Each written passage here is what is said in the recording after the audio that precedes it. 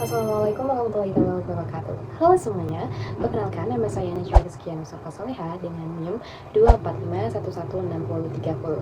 Saya mahasiswa S1 Akuntansi dari kampus TIP Perdana Menteri Purwakarta. Di video ini kita akan membedah 4 poin penting mulai dari definisi audit, lalu ada profesi akuntan publik, standar audit, bukti audit, hingga ke proses audit itu sendiri.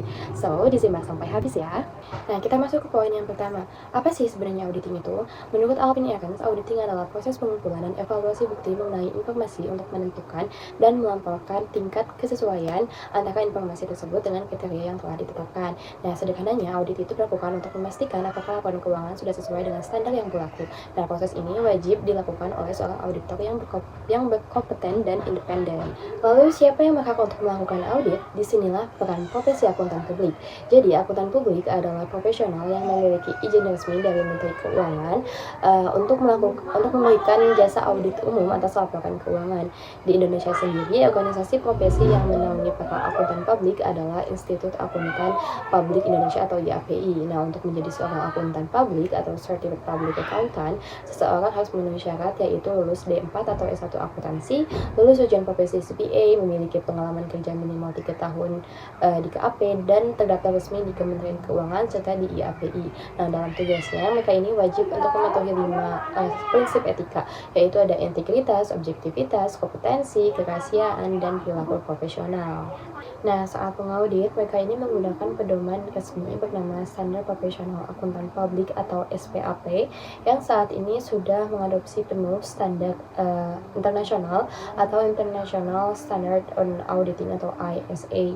Nah, standar ini mengatur seluruh fase audit, mulai dari prinsip umum dan tanggung jawab, yaitu di SA nomor 200 sampai 299, lalu ada penilaian risiko dan respon terhadap risiko yang dinilai, yaitu di SA nomor 300 sampai 499, lalu ada bukti audit di SA nomor 500 sampai 599, hingga kesimpulan audit dan pelaporan audit di SA nomor 700 sampai 799. Oke, sekarang kita masuk ke poin yang ketiga, yaitu bukti audit. Nah, bukti audit adalah informasi apapun yang digunakan oleh auditor untuk menentukan apakah laporan keuangan yang diaudit itu sudah menyajikan data yang benar atau belum. Nah, untuk mengambil kesimpulan yang tepat, ada 8 jenis bukti audit yang biasa dikumpulkan. Yang pertama itu ada pemeriksaan fisik, yaitu menghitung langsung aset seperti stok barang di gudang misalnya. Lalu yang kedua ada konfirmasi, yaitu surat jawaban langsung dari pihak ketiga, misalnya bank atau pelanggan. Lalu yang ketiga ada dokumentasi, yaitu memeriksa bukti transaksi seperti faktur atau kwitansi. Kemudian yang keempat ada prosedur analitis, yaitu membandingkan tren data keuangan tahun ini dengan tahun lalu. Lalu kemudian ada wawancara, yaitu tanya jawab langsung dengan manajemen atau karyawan yang terlibat. Lalu ada kalkulasi, yaitu menghitung ulang data klien untuk memastikan keakuratannya, seperti penyusutan aset misalnya. Selanjutnya ada pelaksanaan ulang, yaitu menguji ulang prosedur internal yang sudah dilakukan oleh klien. Lalu yang terakhir yaitu observasi, yaitu mengamati langsung proses kerja seperti stock of name misalnya. Sekarang bagaimana sih seluruh proses audit ini berjalan? Nah, proses audit ini itu dibagi menjadi 4 tahapan utama. Tahapan yang pertama yaitu penerimaan klien, yaitu KAP mengevaluasi latar belakang calon klien dan menyepakati kerjasama melalui surat perikatan audit.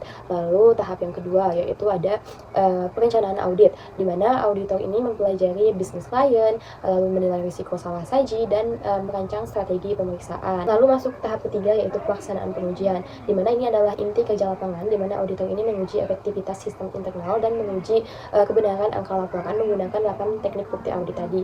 Lalu tahapan terakhir yaitu pelaporan, di mana auditor ini menganalisis semua hasil kerja lalu menerbitkan laporan auditor independen yang berisi opini audit, apakah laporan tersebut wajar tanpa pengecualian, WTV, wajar dengan pengecualian, tidak wajar, atau tidak memberikan pendapat, seperti itu.